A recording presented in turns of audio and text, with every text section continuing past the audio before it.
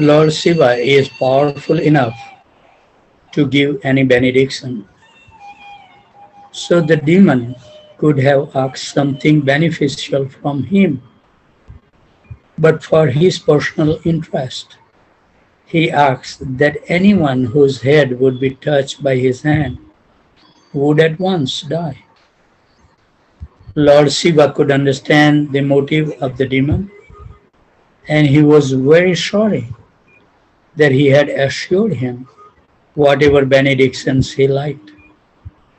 He could not withdraw his promise, but he was very sorry in his heart that he was to offer him a benediction so dangerous to human society. Devotees of the personality of Godhead never ask any benedictions from Lord Vishnu or Krishna. And even if they ask something from the Lord, it is not at all dangerous for human society.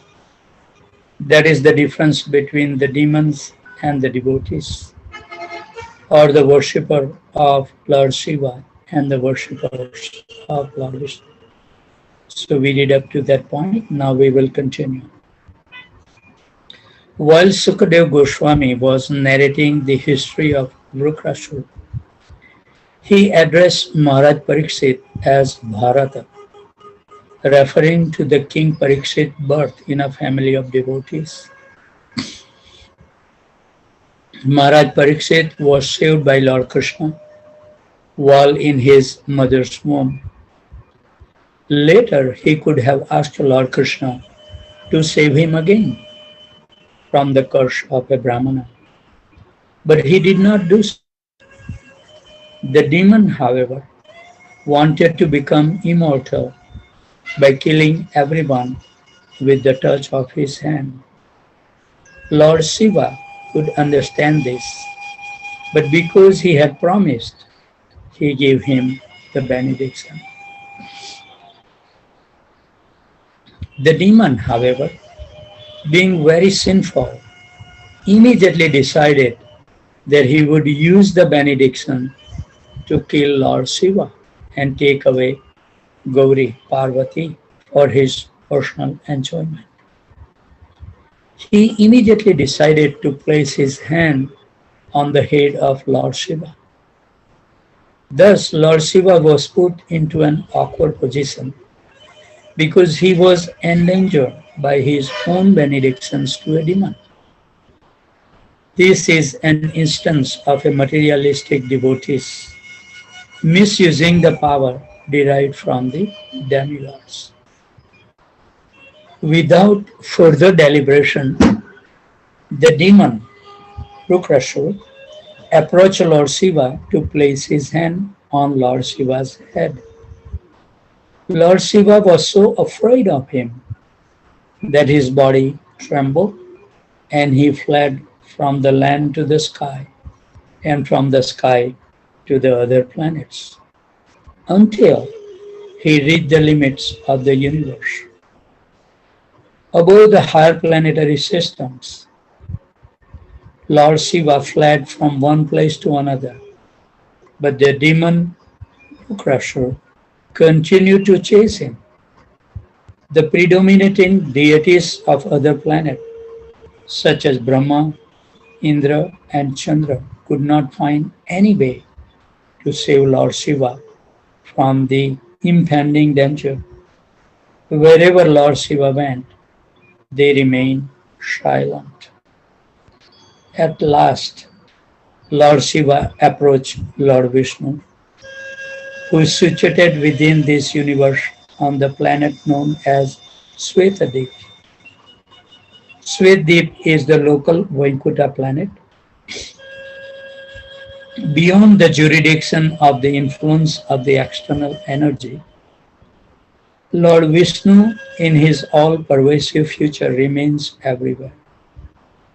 But wherever he remains personally is the Vaikuntha atmosphere.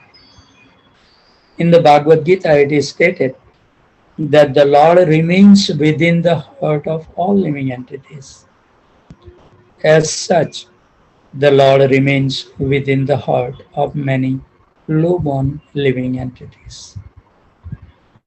But that does not mean he is low-born. Whenever, wherever he remains is transformed into Vaikuntha. So the planet within this universe known as Svetdeep is also Vaikuntha Loka. It is said in the Shastras that residential quarters within the forest are in the mode of goodness. Residential quarters in a big cities, towns and villages are in a mode of passion. And residential quarters in an atmosphere wherein indulgence in the four sinful activity of illicit sex, intoxication, meat eating and gambling predominates are in the mode of ignorance. Residential quarters in the temple of Vishnu, the Supreme Lord, are in Vaikuntha. It doesn't matter where the temple is situated. The temple itself, wherever it may be, is Vaikuntha. Simply the Svetdeep planet, although within the material jurisdiction, is Vaikuntha.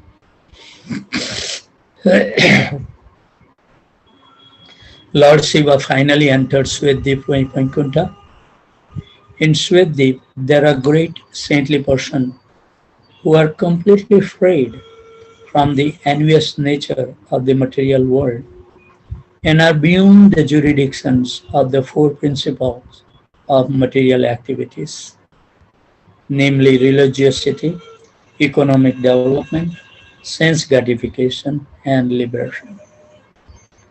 Anyone who entered into that Vaikuntha planet never returned to this material world. Lord Narayan is celebrated as a lover of his devotees. And as soon as he understood that Lord Shiva was in great danger, he appeared as a brahmachari and personally approached Lord Shiva to receive him from a distant place. The Lord appeared as a perfect brahmachari with a belt around his waist, a sacred thread, a deer skin, a brahmachari stick, and Rudra beads. Rudra beads are different from Tulsi beads. Rudra beads are used by the devotees of Lord Shiva. Dressed as a brahmachari, Lord Narayan stood before Lord Shiva. The shining effulgence emanating from his body attracted not only Lord Shiva but also the demon Vrukasura. Lord Narayan offered his respect and obeisances unto Vrukasura just to attract his sympathy and attention. Thus, stopping the demon, the Lord addressed him as follows. Wonderful way he just approached him. Quote, "My dear son of Sakuni, you appear very tired, as if coming from a very distant place. What is your purpose? Why have you come so far?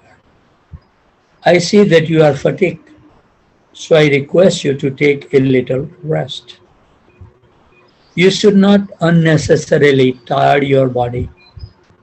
Everyone greatly values his body because only with the body can one fulfill all the desires of one's mind. We should not therefore unnecessarily give trouble to the body." Unquote. So the brahmachari addressed Vrukasura as the son of Sakuni just to convince him that he was known to his father Sakuni.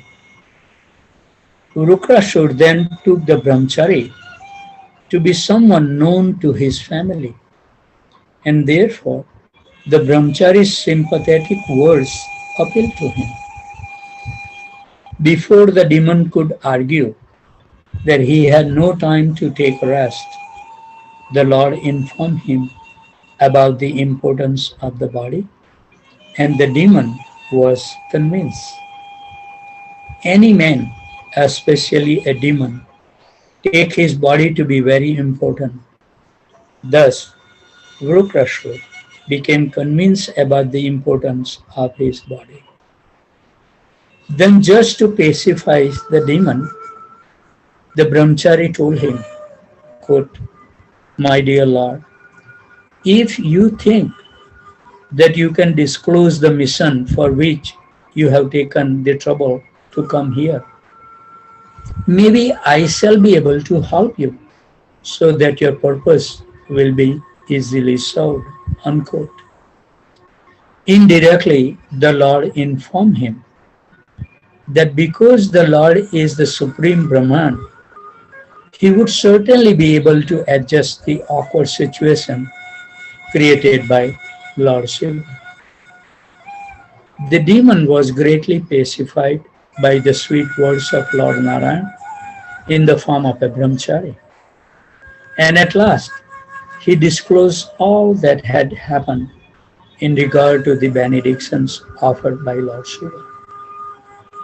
The Lord replied to the demon as follows, quote, "I myself cannot believe that Lord Shiva has in truth given you such a benediction.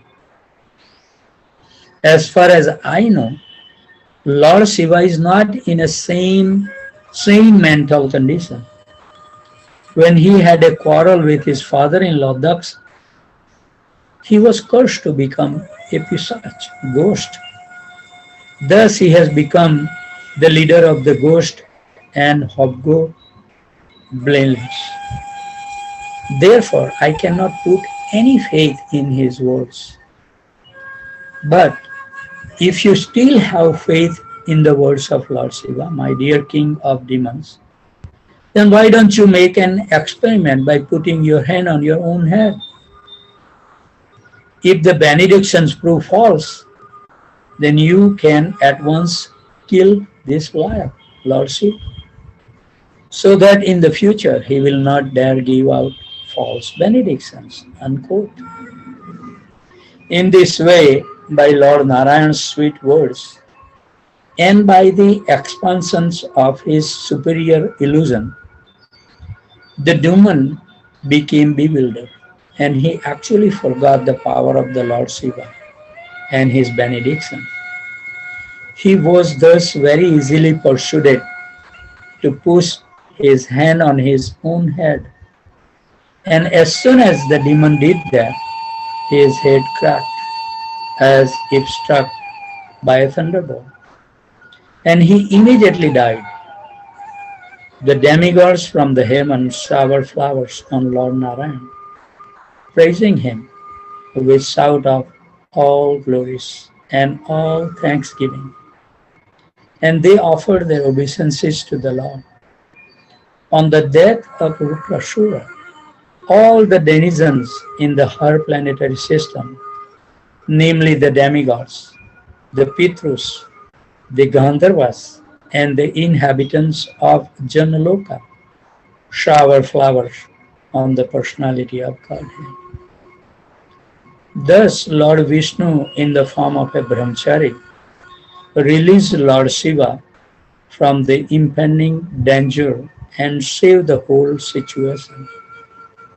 Lord Narayan then informed Lord Shiva that this demon, Vrukasura, was killed as the result of his sinful activities. He was especially sinful and offensive because he wanted to experiment on his own master, Lord Shiva. Lord Narayan then told Lord Shiva, "My dear Lord, a person who commits an offense to great souls cannot continue to exist. He is vanquished by his own sinful activities. And this is certainly true of this demon who has committed such an offensive act against you." Unquote. Thus, by the grace of the Supreme Personality of Godhead Narayan, who is transcendental to all material qualities, Lord Shiva was saved from being killed by a demon. Anyone who hears this history with faith and devotion is certainly liberated from material entanglement as well as from the clutches of his enemies. Thus, and the Bhaktivedanta purport of the 88th chapter of Krishna, the deliverance of Lord Shiva. So we have still some time. So we will embark on chapter number 89, the super excellent power of Krishna. Hari Bol.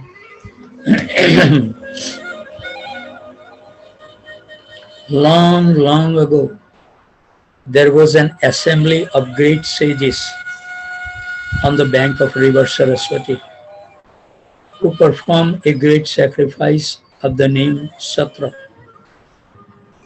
In such assemblies, the great sages present usually discuss Vedic subject matters and philosophical topics.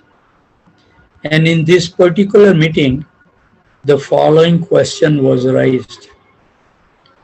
The three predominating deities of this material world, namely Lord Brahma, Lord Vishnu, and Lord Shiva, are directing all the affairs of this cosmos. But who among them is the Supreme? After much discussion on this question, the great sage named Bhrigu, the son of Lord Brahma, was deputed to test all three predominating deities and report to the assembly as to who is the greatest.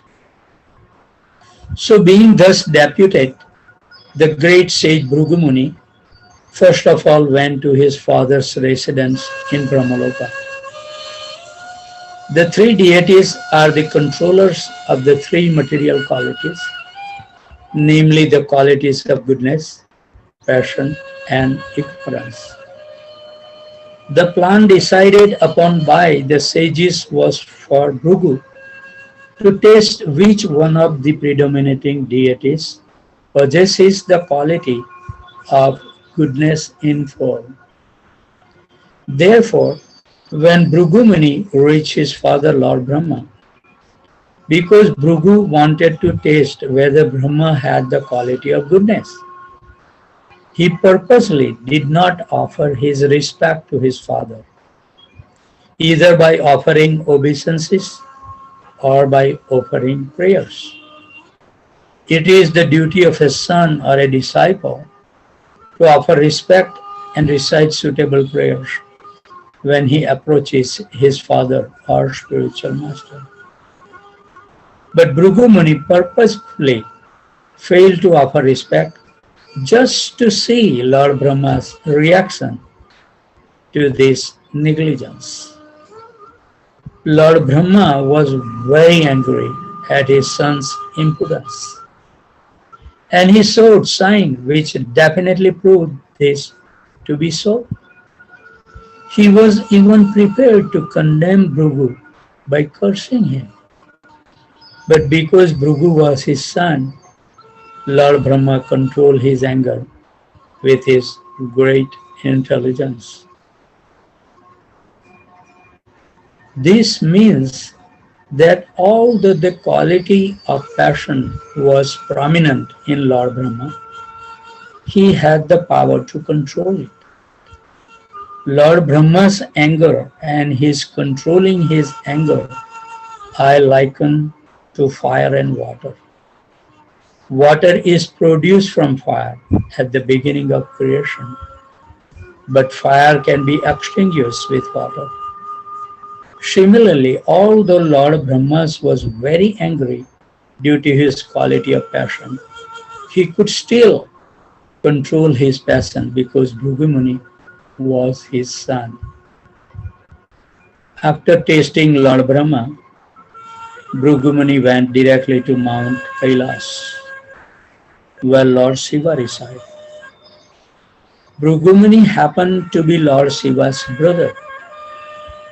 Therefore, as soon as Bhrigu Muni approached, Lord Shiva was very glad and personally rose to embrace him. But when Lord Shiva approached, Bhrigu Muni refused to embrace him. "Quote, my dear brother," he said, "you are always very impure. Because you smear your body with ashes, you are not very clean. Please do not touch me." Unquote. When Bhrigu Muni refused to embrace his brother, saying the Lord Shiva was impure, the latter became very angry with him. So it is said that an offense can be committed either with the body, with the mind, or by the speech.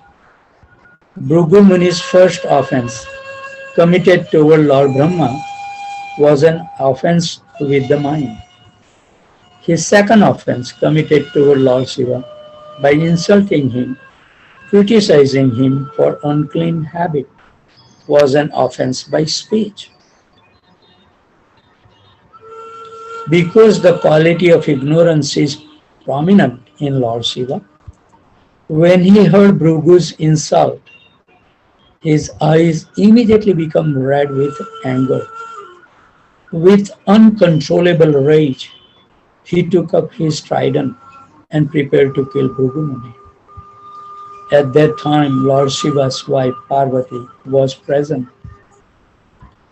Her personality, like Lord Shiva's, is a mixture of the three qualities, and therefore she is called Trigunamai.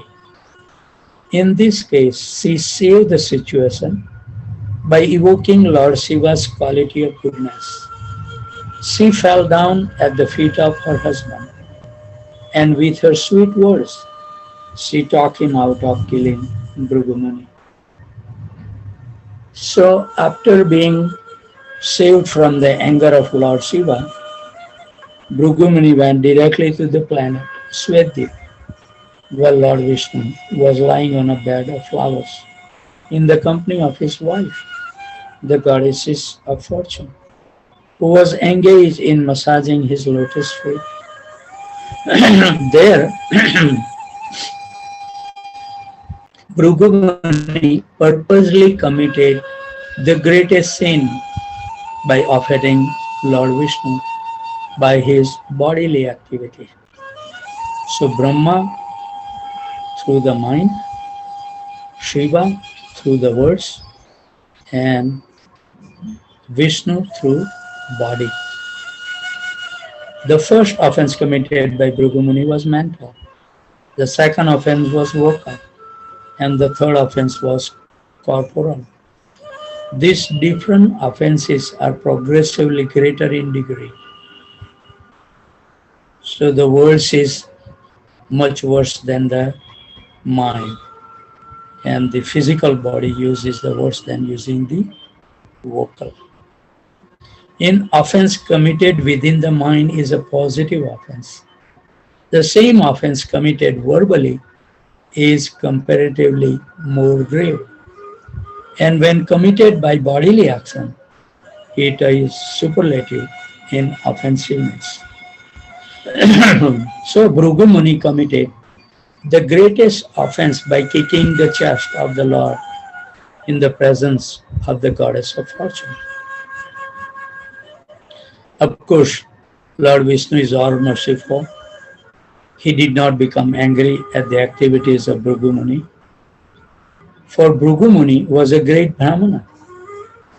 A Brahmana is to be excused, even if he sometimes commit an offense. And Lord Vishnu set the example. Yet it is said that from the time of this incident, the goddess of fortune Lakshmi has not been very favorably disposed toward the Brahmanas. And therefore, because the goddess of fortune withhold her benedictions from them, the Brahmanas are generally very poor. That's the reason. Haribol. Bhrigu Muni's kicking the chest of Lord Vishnu was certainly a great offense. But Lord Vishnu is so great that he did not care. The so-called Brahmanas of the Kali Yuga are sometimes very proud that a great Brahmana like Bhrigu Muni could touch the chest of the Lord Vishnu with his foot. But in fact, when Bhrigu Muni kicked the chest of Lord Vishnu, it was the greatest offense. Although Lord Vishnu, being greatly magnanimous, did not take it very seriously. So instead of being angry or cursing Bhrigu Muni, Lord Vishnu immediately got up from his bed along with his wife, the goddess of fortune, and offered respectful obeisances to the Brahmana. He addressed Bhrigu Muni as follows, quote, "My dear Brahmana, it is my greatest fortune that you have come here. Please, therefore, sit down on this cushion for a few minutes. My dear Brahmana, I'm very sorry that when you first entered my home, I could not receive you properly. It was a great offense on my part, and I beg you to pardon me. You are so pure and great that the water which washes your feet can purify even the places of pilgrimage. Therefore, I request you to purify the Vaikuntha planet where I live with my associates. My dear Father, O great sage, I know that your feet are very soft, like a lotus flower, and that my chest is as hard as the thunderbolt. I am therefore afraid that you may have felt some pain by kicking my chest. Let me touch your feet to relieve the pain you have suffered." Unquote. Lord Vishnu then began to massage the feet of Bhrigu Muni. So the Lord continued to address Bhrigu Muni as follows, quote, "My dear Lord," he said, "my chest has now become sanctified because of the touch of your feet, and I am now assured that the goddess of fortune, Lakshmi, will be very glad to live there perpetually." Another name for Lakshmi is Chanchala, indicating that she does not stay in one place for a long time. Therefore, we see that the rich man's family sometimes become poor after a few generations, and sometimes we see that a poor man's family become very rich.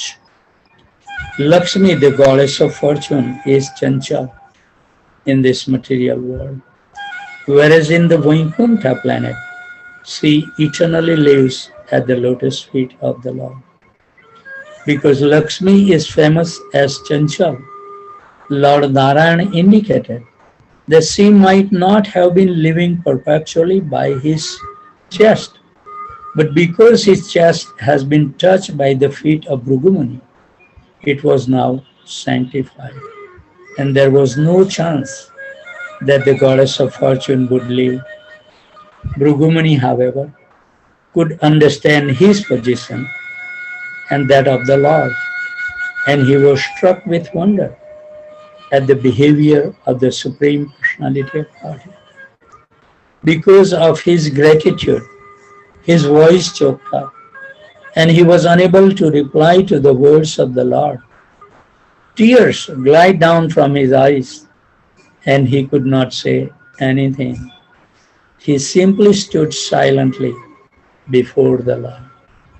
Very good. After tasting Lord Brahma, Lord Shiva, and Lord Vishnu, Bhrigu Muni returned to the assembly of great sages on the bank of river Saraswati and described his experience. After hearing him with great attention, the sages concluded that of all the predominating deities, Lord Vishnu is certainly the greatest. In Srimad Bhagavatam, these great sages are described as Brahma Vadinam. Brahma Vadinam means those who talk about the absolute truth, but have not yet come to a conclusion. Generally, Brahmavadi to the impersonalist or to those who are student of the Vedas. It is to be understood, therefore, that all the gathered sages were serious students of the Vedic literature, but had not come to a definite conclusion as to who is the supreme absolute personality of Godhead. But after hearing of Bhrigu Muni's experience in meeting all three predominating deities, Lord Shiva, Lord Brahma, and Lord Vishnu, the sages concluded that Lord Vishnu is the supreme truth, the personality of Godhead. It is said in the Srimad Bhagavatam that after hearing the details from Bhrigu Muni, the sages were astonished because all the Lord Brahma and Lord Shiva were immediately agitated. Lord Vishnu, in spite of being kicked by the Bhrigu Muni, was not agitated in the least. The example is given that small lamps may be agitated by a slight breeze, but the greatest lamp or the greatest illuminating source, the sun, is never moved even by the greatest hurricane. One's greatness has to be estimated by one's ability to tolerate provoking situation.